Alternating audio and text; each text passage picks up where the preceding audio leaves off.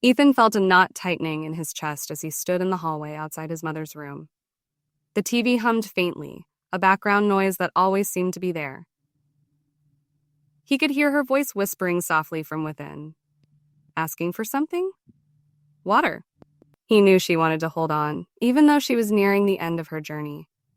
Watching her fight against time, he couldn't help but feel overwhelmed by his own emotions. His mind raced, replaying memories of the past, feeling trapped in a cycle of duty and resentment.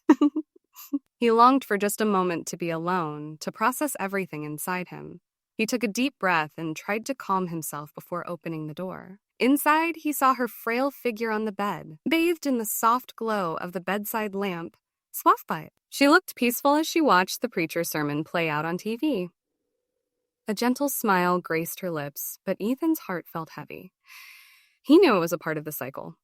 She needed him, and he needed to be strong for her, even though his own emotions turned inside.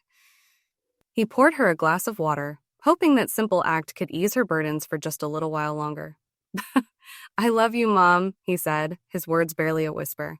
Her smile softened as she took the cup and thanked him. It was always like this, a silent plea for understanding and acceptance, a desperate need for something she couldn't quite grasp. He felt a pang of guilt that he could never truly express his feelings. He wasn't angry at her.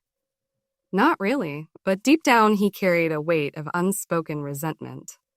She had always been there, a constant presence in his life. She raised him, cared for him with unwavering devotion. But even now, as she struggled to stay alive, he couldn't escape the feeling that something was missing, a connection, an understanding. His own story wasn't being told. Her unspoken pain echoed within him.